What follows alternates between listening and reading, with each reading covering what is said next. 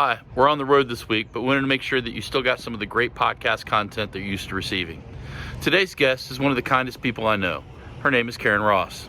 Over the past few years, our guest has noticed the devastating effects that failures of leadership and failures of kindness have resulted in all over the world.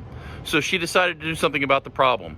As well as writing a book about kind leadership and starting the new school for kind leaders, she is the founder of the Love and Kindness Project Foundation, a global registered public charity. Karyn is also the co-author of The Toyota Way to Service Excellence, Lean Transformations and Service Organizations with Jeffrey Liker. Here's our guest, Karyn Ross. We touched on who you were in the intro, but can you tell us a little bit about yourself, who you are and your background, and how is lean or continuous improvement a part of your life? Sure, Chris, and thank you so much for having me on the show. So, as many people know, I've done a lot of different lean things. Some of the things that people might not know is actually the reason that I learned lean was that I worked in a payroll company as a frontline customer service representative, and I took care of 300 customers, and I heard the voice of the customer loud and clear in my ear, and oftentimes it wasn't a very happy voice. And I realized, there's got to be a better way to do this work. And through a whole bunch of different things, I learned about lean. I taught myself a lot of things. I had a lot of wonderful help along the way from people. And here I am. About 5 years ago, I started my own business, which I absolutely love. And I also, as well as the lean work, have a foundation for kindness called the Love and Kindness Project Foundation. And Women in Lean, which is our group for women lean practitioners, we're 900 and something global women around the world. So that's a little bit about me. That is awesome. I have to say, I've been a fan for a long time. I said before we started, I'm a little mad at myself that I didn't initiate this conversation earlier, but I'm glad you're here today. And I think the listeners will really appreciate what you have to share. Before we get started, we always ask our guests to share with us a quote or a mantra from one of their favorite leaders. So can you share with us what your quote is and why you chose it? Well, the quote that actually I chose for today is going to be a quote that I think that we're all super familiar with in the lean world. And that is, be hard on the process and be soft on the people. But I'm going to change a little bit. And I'm going to say, be hard on the process and be kind to the people. So that's the quote I chose. And the reason I chose it is because we're often in lean really focused on that, be hard on the process, right? Don't blame people, take a look at the process. But I think a lot of times we forget about the second part, is that all processes are done by people. Even if it's an automated process, someone has to program it, right? And that when people make a mistake or when things go wrong, we're human beings, we feel bad. So we need to actually, that's that respect for people part, right? We need to actually remember to focus also on the people. How do we help people feel better? It's not just the process. Leadership is actually about people. I love that. When I think about kindness, I think about the word agape. It's just that open love, open caring. Because I know I saw on LinkedIn recently, you had put a post that there's a difference between being nice and being kind. Can you share with us a little bit about that? Sure, absolutely. And I think, people have a misconception that, especially in leadership, that kindness is just about being nice, about, even if you're not happy about something, even if results don't turn out the way you want them, you cover over that and you say, oh, that's okay, don't worry about it. But actually, that's not what kindness is. Kindness is creating a better outcome for someone else. So actually, if somebody is doing the work wrong, or if somebody doesn't understand something and we don't kindly talk to them about it and help them overcome those things, then we aren't doing what we should be doing as leaders. It takes a lot more strength to do that, to not actually to have a difficult conversation, to be honest, and to do it in a way that doesn't tear someone down, but that really builds them up. So nice isn't always kind. Sometimes nice just glosses over, okay, we don't want to actually bother spend the time or the energy or the effort to do the more difficult thing, which can be the kinder thing. Yeah, an analogy that I heard a while back, it was in reading, I don't remember where, but the example that they gave was, if somebody that is a partner of yours and they're doing substandard work, like work not to the standard, and you just go, oh, it's okay. And then you make up for it or whatnot.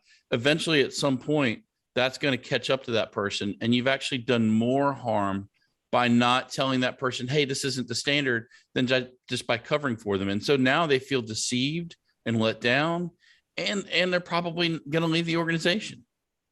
I will agree with you 100%. And the thing is, kindness comes in the way we do something. So we put ourselves in somebody else's shoes and we think about, well, how would they feel? And then we want to do something that compassion to alleviate their suffering. We don't have to say to the person, hey, what's the matter with you? Can't you read? Like, look, here's the work standard. You didn't read this. Oh, you didn't understand this. We can come to the person with a kind and open question. Hey, I've noticed that, sometimes our customers are calling because there's a defect and this piece of standard is supposed to help us. Can you tell me a little bit about how you're following it? Oh, you don't understand? That's really the thing, is we need to assume positive intent and treat others the way they actually, this is a Skip Stewart saying, an Amir Ganad saying, treat others the way they'd like to be treated, not necessarily the way we would. I love that. I love that. Well, one of my goals for this podcast, Karyn, is for other leaders to be able to resonate with your experiences. So can you share with us a little bit about the story about how you chose to where you are with your profession? Sure, absolutely. And I was actually a stay-at-home mom until I was 42 years old, partially by choice and partially because I'm an immigrant from Canada and I didn't have a work permit. My husband was going to school. I have a child who has a learning difference.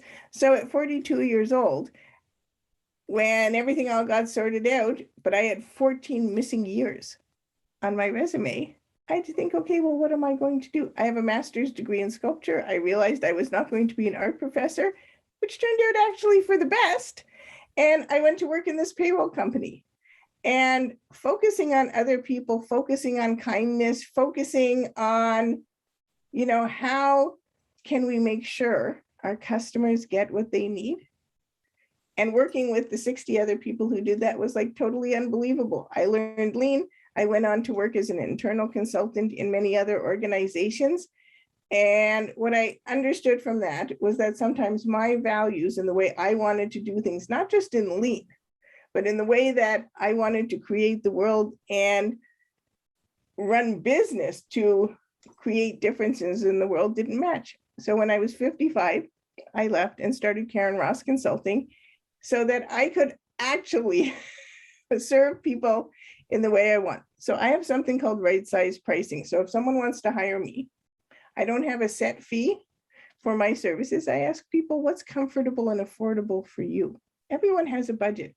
I know I am never going to turn away someone who really wants to learn, right? And big companies pay more, single people pay less. It all works out. It's not based on money. It's based on my purpose of activating and helping people create a kinder, better world. That's so awesome. I think a couple of things that I want to draw out of that are, first of all, working for a payroll company. I think you said you had 30 or 300. What was the number of companies that you had?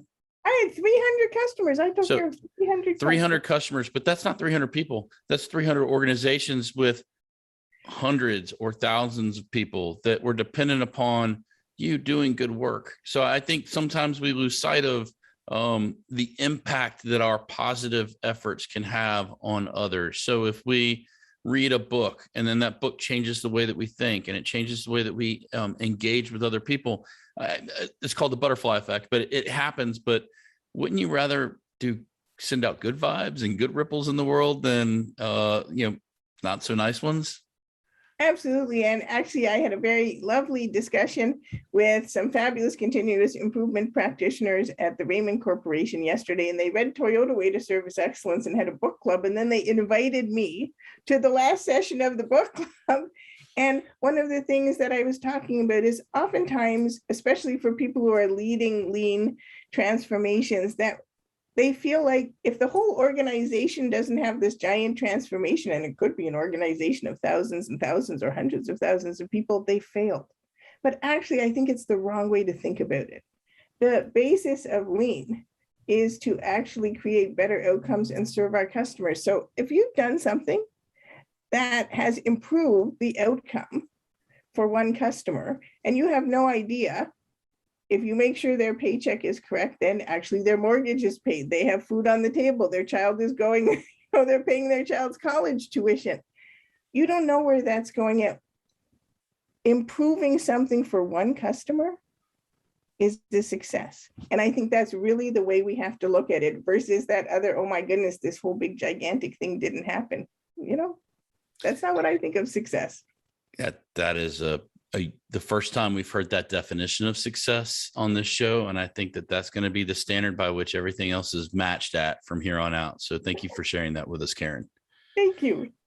Well, can you share with us what you consider maybe your biggest setback with lean? I mean, things don't always go the way that we intend and we learn from it. So what was your setback moment? Any pitfalls or mistakes that you went through and what you learned from those opportunities?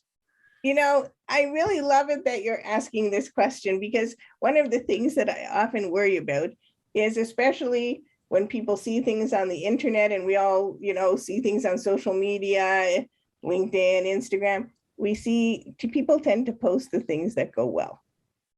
I actually always put stuff that didn't go well. Like even my post today, I asked someone for help on something that this week did something, and the person sent me back this like long email about why I was wrong and why they wouldn't help me. The thing is, I have the same amount of things that go wrong as other people. I tried to host a conference. Actually, that didn't work out and I lost like $12,000. Hey, it's only money. You know what I learned? I learned that actually doing things online is the way that I would prefer to do them. I put on different courses or things. Sometimes people don't register. All of these things are okay. It's part of life. And I'm not a perfectionist, so I just look at them all as a learning opportunity. Isn't that why we have PDCA? If the target and actual don't match, we have a gap, and all we do is simply think, oh, what is it that we're going to do next to either get closer to the target or reflect and say, oh, but maybe actually that isn't what I really wanted to do. Maybe it didn't suit my purpose. Maybe it didn't work because it actually wasn't part of my purpose. It wasn't doing something in a way that is true to myself.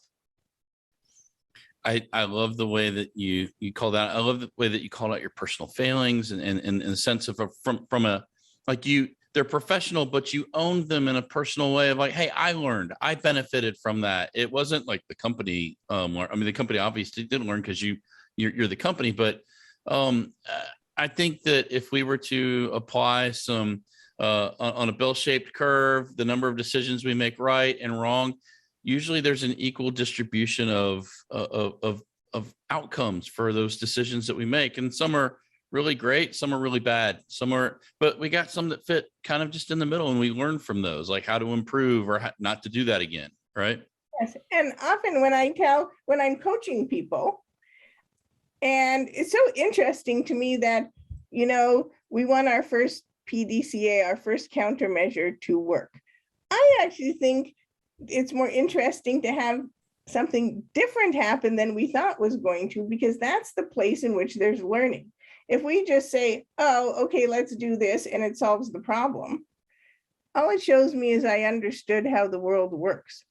I'm actually think it's more important to say, oh, I'm going to apply this countermeasure, and I predict that this is going to happen, and now something different happens. To me, that is not a failure. That's a success, because now I'm like, oh, I don't know why that happened. I don't understand that. I better go back and look at the current condition more closely. Now we've had an opportunity to learn. Yeah, the only real failure from that whole situation is if you learn nothing from it and you just bulldoze through it. I mean, it's writing things down, reflecting. That period of reflection before you go for projection is an important piece in the PDCA cycle or PDSA cycle, whichever cycle you want to take on. So, Karyn, there has to be a moment where like everything, like the light bulb went off for you, like an aha, Eureka moment with your leaner continuous improvement journey. Can you share with us and the listeners kind of what that moment was for you and what happened? What were you going through and what did you learn from that? Okay, so it actually goes back to the beginning of my business, and it starts with it ties into this whole idea of purpose and also about failure. So I come from an academic family. My husband is a professor, my father was a professor, nobody is a business owner over here. So when I said I'm going to leave the corporate world and I'm going to start my own business, everybody was a little apprehensive. And so I signed up with a government program that gave you a free business mentor. And when I talked to the person the first time, who was a retired CEO, and I told the person my idea to have Karyn Ross Consulting, and I was going to ask people to pay whatever was comfortable and affordable for them, and I would be able to serve all kinds of people, the person laughed at me and said, "That is the dumbest idea I have ever heard in my entire life. Nobody is going to hire you and you will never stay in business." And I was shocked. And I already didn't have a million tons of confidence, and I'd never owned a business, and I was 55 years old. And it took me about 3 years of working through this to actually start my own business in my own way. And what I learned from that is that the most important thing is not to listen to the voices in your head of all those others who tell you what you can't do and why you shouldn't do it and why it won't work, but to listen to the voice of your heart and to fulfill your own purpose. This is what lean is all about. It's not about telling people what we can't do. It's about looking at the target in the future and saying, this is what we need to do. Now let's figure out a way how to do that. Well, nevertheless, 5 years down the road, I'm still in business. There hasn't been a problem. Throughout the pandemic, I was able to serve many people. I've been able to help people who perhaps would not have thought I could have someone help me in my business. I've been able to help small businesses. I've been able to help public health agencies. Don't listen to other people who tell you what you can't do. Listen to your heart, right? That's the most important thing. Every single person is here on earth with a particular purpose to fulfill. Listen to your heart and figure out, use everything we teach everybody else in lean. Apply it to yourself so you can fulfill your purpose. I think that just hits home about what we talked about before we started our conversation for recording for everyone else, but talking about personal lean leadership in the sense of like, pick who you let sit in your head from a voice perspective, like who is pouring positivity into you, who is encouraging you, who is being pragmatic with you and saying, okay, well, I don't think so, but let's run the experiment together and see what happens. Let's learn together. I love that story because I know you don't tell that in a way from, haha, look, I proved that guy wrong. It was all about proving yourself right, that you knew that you had something in your heart that had a purpose to make things better in the world, and you followed it and you trusted your instinct rather than the intellect of someone else. Right. And it really helped me a lot in my own coaching and my own approach to people is to understand that, here was this person who was supposed to be a mentor and helping me, and actually that's not the way to help people. Who am I to say that somebody's idea actually isn't going to work? An idea is only an idea. We don't know what's going to happen until we try it out in reality. So my approach actually is to help people to try things out much more quickly. Then we're going to see what's your target? What do you want to do? Now let's see how to get to it. I love, so for folks that are not familiar with the methodology that Karyn is talking about, she's using the Kata method of what's my target condition or PDSA or whatever you want to do it. But what's my target? What's my current condition? What's the gap keeping me from getting there? And what am I going to do? What experiment I'm going to do to go learn? And how quickly can I go learn from it? And just applying that on a rapid basis. It's not just looking at a map with an X and ambling around trying to figure out. It's a very scientific method to what you're applying here, right? Yes, and I will also say, because I have a master's degree in sculpture, it's the creative process, right? And so everybody has a dream. Everybody has an idea in their mind of something that they want to do and they wish they could do. And so often we tell ourselves, no, I can't do that. I can't do that. It won't make enough money is often the reason. I'm not smart enough. I don't have enough training. I don't have enough help. I don't have whatever it is. But the truth is, we can, because we're fabulous, smart, creative people. And all we need to do is take one step towards that every day. Oftentimes we don't do the things because we have all those voices in our head of actually leaders probably telling us what we couldn't do. Please listen to the voice of your heart and work towards fulfilling your purpose. We're fabulous, smart, creative people. Just 2 days ago, didn't William Shatner go in that rocket up into space? If William Shatner can go in a rocket as a space tourist, we can pretty much solve almost every other thing, I think. He's 90 years old. That's amazing to me. He's 90 years old, right? And I often tell this to organizations working on problems. Look, we got a rover also going around on Mars. If we as human beings figured out how to do that, we can figure out how to solve your organization's problems, right? We can speed up your HR hiring process. It's not even a problem of the same magnitude. Yeah, I personal experience here recently with a friend trying to get medical records from Memphis to Houston, and the frustration that went with that, and just system level problems, like system issues, not personal issues, system issues. And I said out loud, out of frustration, like, we can beam 4K images back from Mars to Houston, ironically, but we have to fax things from Memphis to Houston. I mean, there's got to be a better way. And those limiting rules and those limiting experiences, those limiting things, it doesn't just affect the process. I mean, yeah, it feels comfortable for you, but the same way, from a negative way to a positive way can have positive impacts. A negative way, that whole experience was very trying for my friend. I mean, it was frustrating for me just listening to it.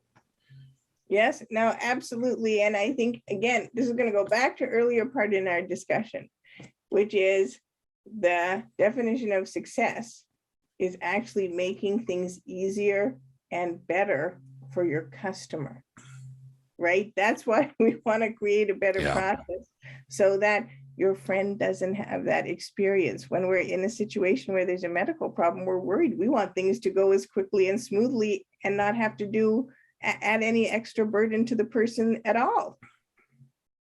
Absolutely. Sorry, I didn't mean to take it down a personal level that way, but it was fresh on the heart and fresh on the mind, and it gave me an opportunity to talk about it. Be hard on the process. Be kind to the people. Absolutely. Right? Every single one of our customers is a fabulous human being. Every single one of the people who does that process is a fabulous human being. Be kind to the people. Well, Karyn, do you have a lean or continuous improvement pet peeve, or something that you frequently see being applied or done wrong? Can I tell you, this is just my own personal one. A lot of people are gonna laugh at me. I really do not like that 4-blocker effort impact matrix. And the reason I don't like that is because a lot of times, again, I think this is just the idea killer and a people disengager. And the reason is because we look at countermeasures, or we look at things and we put them on that effort impact matrix, and we say, okay, we're only going to do the ones that have a high impact and a low effort. And I think, well, now I've discounted 75% of the actual ideas. Each idea belonged to a person. And the truth is, most of them are assumptions. Well, how do I actually know that's super high effort for little impact? I didn't try it out. And I just think it's another way of just telling people what we can't do and to stay within these confines, versus you could just write a whole list of all the ideas, figure out a quick way to try them out, engage the people who did it, and we don't make an assumption. We just find out what happens in reality. Some of them are going to work, some of them are not going to work as we thought. Hey, that's okay. The ones that don't work as we thought, that's a success, right? We've learned. Great answer. That's the first time that's come up on the podcast, and I love it. Thank you. So, what do you consider the most important thing that you've learned so far in your career journey, Karyn? The most important thing I've learned is really to follow my heart, and that even if other people think I'm crazy, even if other people don't think that that is a method that will work, I have a purpose. I'm working on creating a kinder, better world and activating other people to do that. And that's the most important thing to me. So whether other people think that's crazy or not, whether other people think the methods that I'm going to use to get there is crazy or not, I need to follow my heart. I have one chance. I'm here on earth now. I have to do the things that fulfill my purpose in the way that match with my integrity. Great answer. Perfect. I love that. What piece of advice would you give to someone who's listening to this podcast that's maybe just starting out with lean or continuous improvement? I'm going to say, we only gain confidence from doing, right? So you can read as many books as you want, but until you try it out, you're not going to have confidence. So practice, practice, practice, practice. If you don't have a work process to practice on, choose a home process. The very first thing that I learned to learn all the lean principles, practices, and tools, I improved my laundry process. It's the gift that keeps on giving, right? Years later. So practice. It's the only way that you're going to gain confidence and really understand something. I love that. I know I've heard of people developing standard work for how they go about with doing the laundry. And learning from the standard work from that standpoint. Everybody wants to wear clean clothes. So, I mean, it's applicable in so many different ways. And it has personal benefits, but also has real tangible benefits for the people that live with you. Absolutely. And, if you're the person who is in charge of the laundry process, what you probably don't want to do is what happened to me is spend like all weekend doing the laundry while other people are having a super fun time. So it also, like many process improvements, makes us have better relationships with other people as well. Yeah, I think division of labor is an important thing in any relationship with a parent-child, roommates, spouses. It's important, but I also think that the respect that comes with that, hey, I trust you to do this. Like I trust that you're going to load the dishwasher the right way. I trust that you're going to put dishes back up the right way and where they belong. Like, there's a whole 5S thing about the kitchen that we could go into from that standpoint. And then what I also love about this is like learning and asking questions like, hey, there's a better way or a new way. And just, I love it. Chores matter, right? I mean, and writing out the standard work for how that's done can go a long way. I mean, we do it for our children when we're teaching them. Let's just go ahead and document it. Absolutely. And, so many times actually what I hear is people say, but I don't have, I can't practice making a value stream map because there's no process at work that wants to have it. Don't wait. In Lean, we say waiting is a waste, don't we? Go home and do something at home. Go and volunteer somewhere and do something for volunteer. There's always a way to apply that theory and turn it into real learning. Do it as quickly as you can. That's what's going to give you confidence. That's awesome. Great story. I appreciate you sharing that. Little side note on the touch of kindness. My wife and I do not own any chores in the house. We have assigned those chores to the dogs. So that way, when there's too much trash in the trash can, my wife will not say to me, hey, you need to take out the trash. She'll say, Maverick didn't take the trash out again. Can you help him? And I'm like, yeah, all right, I got it. Right. And I'll look at him and say, I'm going to do this one more time for you, buddy. But come on, like, all you do is sleep and eat around here. You got to contribute. I think that's totally kind and totally creative too. I love it. Yeah. And for those of you that are listening, some of you may think, well, I can train the dog to take out the trash. They don't have thumbs. So that can be a little challenging. Right. Well, what piece of advice would you give to someone who's a little bit further along in their lean and continuous improvement journey? Maybe a piece of advice that someone gave you recently. A piece of advice that I would give is that as we get farther along in our lean journey, it's very easy sometimes, especially for people who are internal consultants in organizations, to feel actually frustrated, right? We can see the benefits of something. We do our best as influencers without authority, because usually we are not the people in authority to get other people to see the benefits and change, and we become frustrated and discouraged when they don't. The truth is, when that happens, what I would like you to remind yourself of is that you are not responsible, and success is not only the fact that you got your organization to have a gigantic transformation. Stop. Look at the people who appreciate your help. Look at the good that you've done for customers and say, that's really what success is all about. If I made things better for one customer today, that's an unbelievable success. Great advice. So I know that you've written books. You're a well-published author, but what author or book would you recommend, other than your own, to our listeners for if they want to learn something that's important to you or to them? I have to say that one of my favorite books is called The Book of Joy. And it's a conversation between the Dalai Lama and Bishop Desmond Tutu. And although one will not say that this is a lean book, I think that the conversation that the two of them have and what they ask us to think about is going to help each of us as a person along our life journey, along our lean journey. So that's the one I would definitely recommend to people.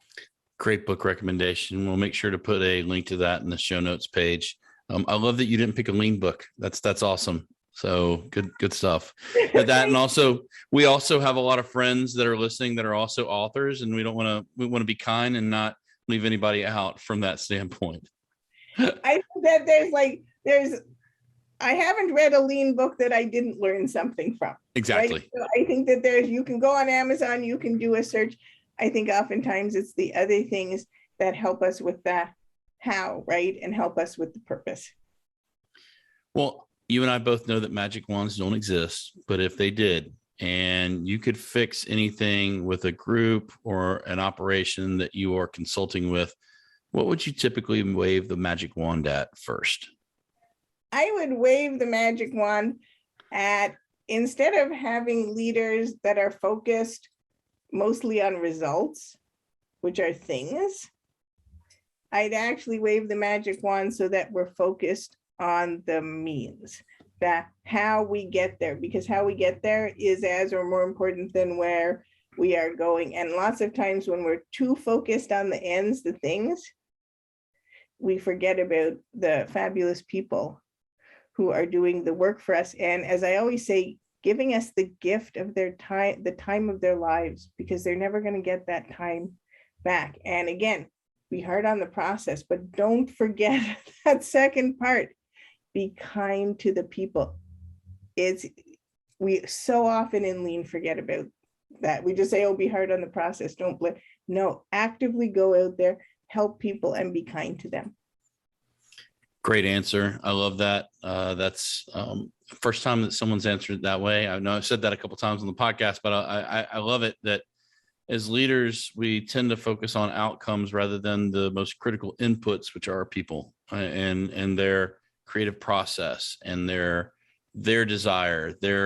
Everyone, whether you're an artist or not, everyone has an inner desire for excellence and craftsmanship. Like, we want to do things well. No one shows up for work that day says, I'm going to be as mediocre as I can. Like, all of us have an innate desire to be excellent at what we do.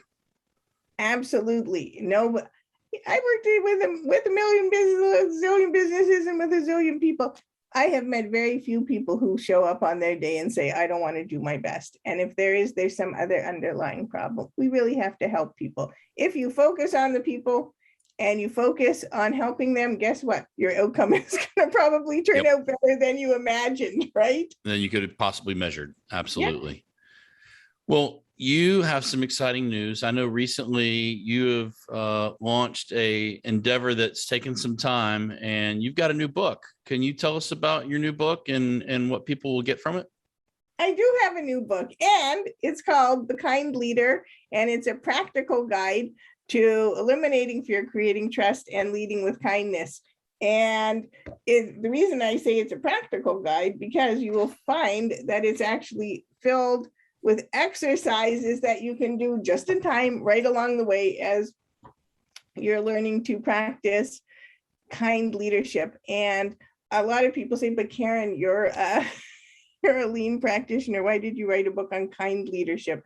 It's not a specifically lean book. It really does go beyond that. And the reason that I wrote it is because when you think about all of the difficulties that we've all been in lately, COVID, all of the, political upheaval we've had, all those different kinds of things, if you really look at it, failures of leadership and failures of kindness, when put together, result in disastrous outcomes for all of us. Look at the climate problem climate crisis that we're having.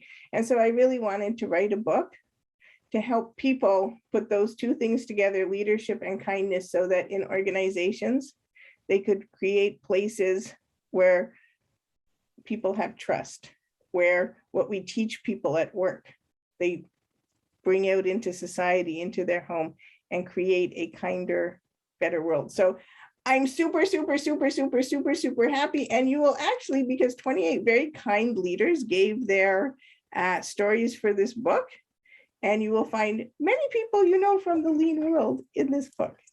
That's awesome. How can people find the book if they're interested? If they are interested, I'm going to ask that if you can, please order from Routledge, the publisher, and I will send you a link to that. And the reason I'm saying that is because they were very kind to publish the book, so we should give them support back. And people can also, of course, find it on Amazon. Okay, we'll make sure to put show note links to order the book so people can check out The Kind Leader. Finally, Karyn, you've been a big help today. I love the value that you've given to the podcast. Love the kindness that you've shown to me as a podcast host, and answering so many questions with me. I've had a great time with this discussion. How can people connect with you if they want to learn more about you, the work that you're doing, or if they have a question for something they heard today? Sure, I love that. Well, first of all, you can always email me, Karyn, Karyn, at KarynRossConsulting.com. You can visit my website, KarynRossConsulting.com. I also have a new website, kindleadership.org. And you can please connect with me on LinkedIn. And anybody who contacts me usually will receive a response back from me in 1 hour, or at least by the end of the day. Quickly, promptly, absolutely. So I practice what I teach. Thank you. So, Karyn, I've had a great time today. Thank you so much for being a guest on the podcast, and I hope that we can have you back again in the future. Thank you. I will love that. And again, thank you for your kindness of inviting me. Much, much, much appreciated. All right.